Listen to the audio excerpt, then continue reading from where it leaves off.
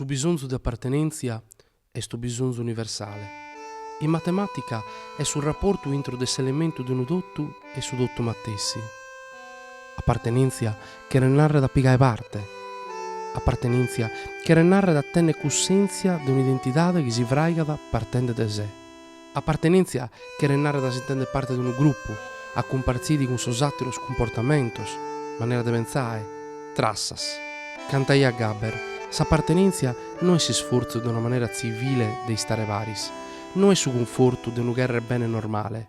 Appartenenza è sta tenne sosattiros a intro de sé.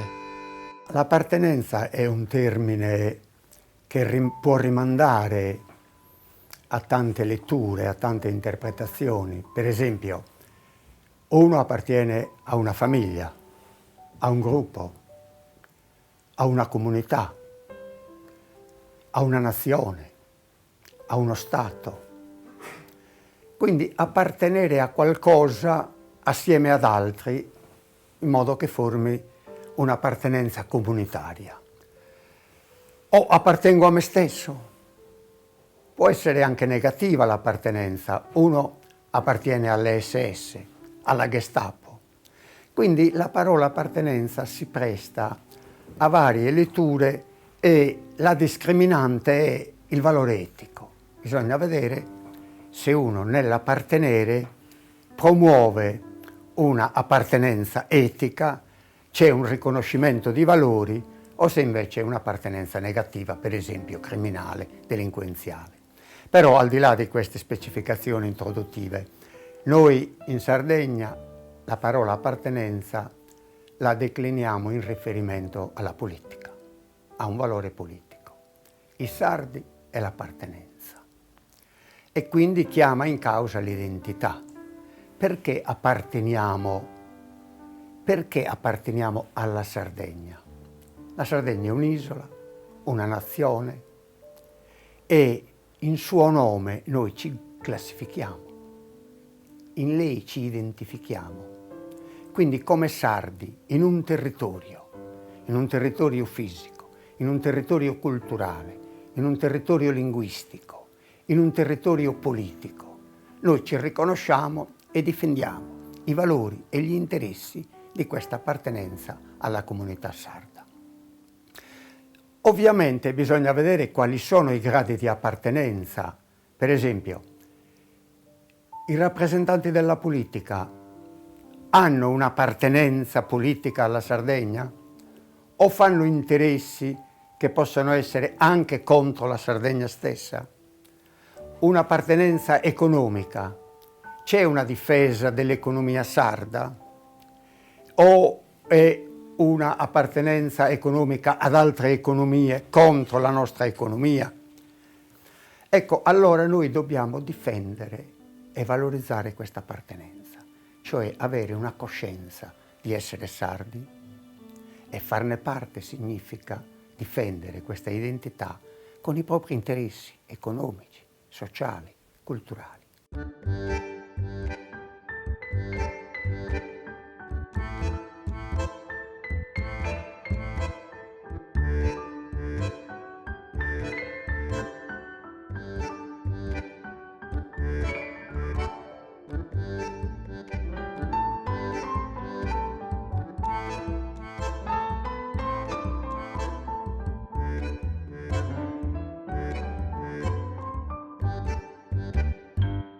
Spesso i sardi dichiarano questa appartenenza alla Sardegna, però non vi è una corrispondenza dell'azione.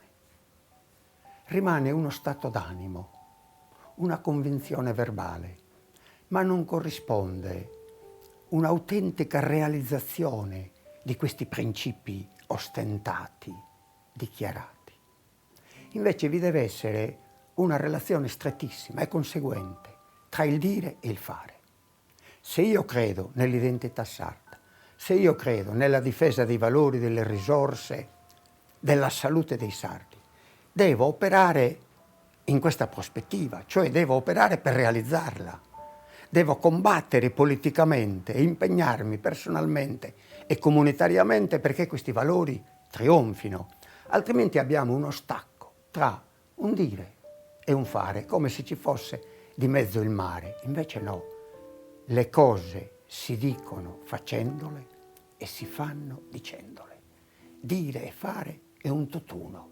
Allora veramente la mia parola ha una realizzazione concreta e ciò che dico faccio, altrimenti ci lamentiamo, diciamo che siamo sfruttati, diciamo che siamo disoccupati, che siamo poveri, però poi, pur conoscendo i motivi di questa dominanza da parte di altri, non facciamo nulla e non reagiamo, cioè non c'è una coscienza civile per opporci a questa sopraffazione.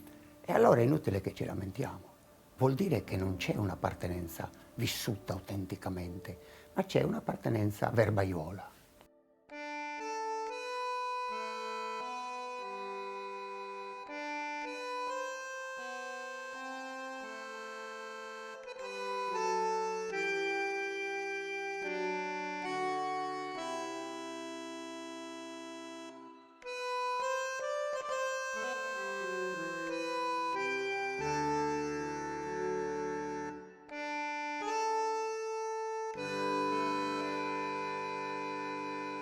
Avevo scritto un libretto 20 anni fa, Lettera ad un giovane sardo, quindi mi rivolgevo ai giovani sardi e ponevo la questione della lingua, la questione dell'identità in questi giovani che appartengono a una cultura ormai globale, ponendo il discorso del rapporto tra locale e globale, per dire che un ragazzo di 15 anni non può essere veramente globale se non è fortemente locale. E non può essere locale se non è fortemente globale. Cioè non si possono staccare i due termini. Un ragazzo non deve farsi prendere da una dimensione di cittadino del mondo. Bellissima questa frase, sono cittadino del mondo. Sì, ma non ti riconosci come cittadino di Cagliari, come cittadino di Sassari, cittadino di Oristano, di Carbonia, di Olbia. Come puoi essere cittadino del mondo se tu non parti dal tuo essere situato in una città, in un luogo, in un'appartenenza? Questa appartenenza ti dichiara e poi tu apri ad altre appartenenze. Eccola quindi qui la relazione stretta e obbligata del locale e del globale. Mai staccare e dire io non mi riconosco nel locale, io sono globale, cittadino del mondo. No, io sono cittadino di Oristano e partecipo intensamente alla realtà oristanese. E proprio perché appartengo a questa realtà locale, apro a una comunicazione col mondo, ma apro con una mia identità oristanese, con una mia storia nobile del passato e del presente, con la mia vita reale della comunità oristanese. E mi apro a comunità altre. Ecco la connessione, la relazione. Se invece io rinuncio e rifiuto la mia appartenenza oristanese per dichiarare una mia appartenenza indeterminata al mondo, a quale mondo? Al globale. Sì, ma che cos'è il globale? Il globale è vissuto a Oristano. A Oristano il ragazzo di 15 anni vive il locale oristanese e il globale nello stesso tempo, nella stessa giornata, nelle stesse situazioni. E allora ecco questa rispondenza positiva tra locale e globale e non questo stacco dei ragazzi che queste sono cose del passato, sono cose del presente, tant'è che le vive la dramma della disoccupazione. Come studente vive l'interrogarsi, adesso mi diplomo, trovo lavoro. Adesso mi laureo, trovo lavoro. E quindi tu la vivi profondamente, la globalità e la località.